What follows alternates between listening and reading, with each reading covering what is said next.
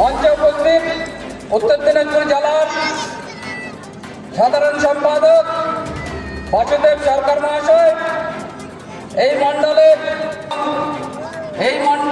এই জেলা পরিষদের সদস্য মাননীয় কমল সরকার মহাশয়, তাছাড়াও মঞ্চে উপস্থিত আমাদের জেলার সম্পাদিকা দোলা মদক মহাশয়া এবং মঞ্চে উপস্থিত আরও বিভিন্ন মণ্ডলের নেতৃত্ববর্গ এবং আমার সামনে উপস্থিত এই 26 নম্বর মণ্ডলের জনতা।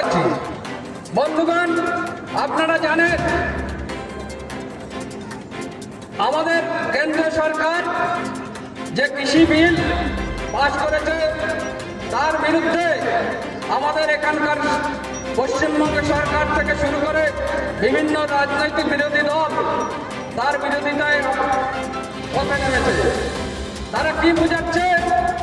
এই বিল নাকি এমন একটা বিল, যখন ইংরেজরা নীল চাষ করে জোর করে যখন আমাদেরকে নীল চাষ করাতো সেই টাইপের নাকি এই বিল।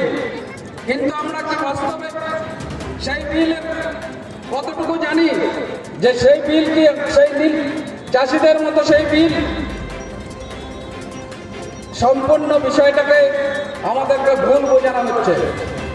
আমরা জানি এই নরেন্দ্র মোদী সরকার যে সমস্ত বিল এতদিন অবধি নিয়ে চলে এসেছে তা প্রত্যেকটাই প্রায় আমাদের জনহিতে, এবং পরবর্তীতে আমাদের প্রথমে তার বিরোধিতা হলেও কিন্তু পরবর্তীতে দেখা গেছে সেগুলো জনকল্যাণ বিষয়ক বিল গ্রহণ করা হয়েছে। তেমনি কৃষি বিলও আমাদের যে বিলের ভিতর বিষয়টা আছে সেটা কিন্তু আমাদের ভবিষ্যতে ভারতবর্ষকে উন্নত করার, কৃষকদের জন্য উন্নত করার জন্য বিল অনুমোদিত আছে। তো বন্ধুগণ, আমরা কি দেখছি? পশ্চিমবাংলায় যখন কৃষক সম্মান নিধি যখন সেন্ট্রাল গভর্নমেন্ট ঘোষণা করলো, সেই কৃষক সম্মান নিধিকে কিন্তু আমরা পশ্চিমবাংলার ক্ষেত্রে পশ্চিমবঙ্গের মাননীয় মুখ্যমন্ত্রী সেটাকে কিন্তু লাগু করলো না। তো কিষাণ সম্মান নিধি যদি আমরা পেতাম তাহলে কি পেতাম? আমরা পেতাম বছরে 6,000 টাকা। কিন্তু পরিবর্তে এখানকার মাননীয় মুখ্যমন্ত্রী কি ঘোষণা করলেন যে কিষাণ বন্ধু, সেখানে কত টাকা পাবে? সেখানে বছরে 2,000 করে 4,000 টাকা পাবে। তার মানে আমি বিভিন্ন এলাকায় খোঁজ নিয়ে দেখেছি যে কৃষকদের মধ্যে সেই 4,000 টাকা কি পেয়েছে, কিন্তু বেশিরভাগ দেখা গেছে যার জমি কম সেই মাপ ধরে নাকি সব টাকা দেওয়া হচ্ছে, কাউকে 1,500, কাউকে 1,000, কাউকে 500। তো এটা ভাও কত হচ্ছে? তেমনি আমরা যেটা দেখেছি, আমরা এখন দুয়ারে সরকারের যে ঘোষণা অনুযায়ী প্রত্যেক পরিবারকে স্বাস্থ্যসাথী কার্ড দেওয়া হচ্ছে, কিন্তু আমরা জানি এটাও একটা বিশাল ভাওতা চলছে।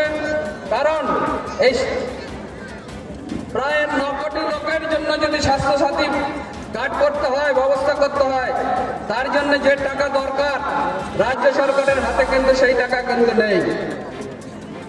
আমরা জানলে অবাক হব যে আমরা যারা আজকে একটা শিশু যখন জন্মগ্রহণ করছে তার মাথায় 50,000 টাকার ঋণ কিন্তু নিয়ে জন্মগ্রহণ করছে।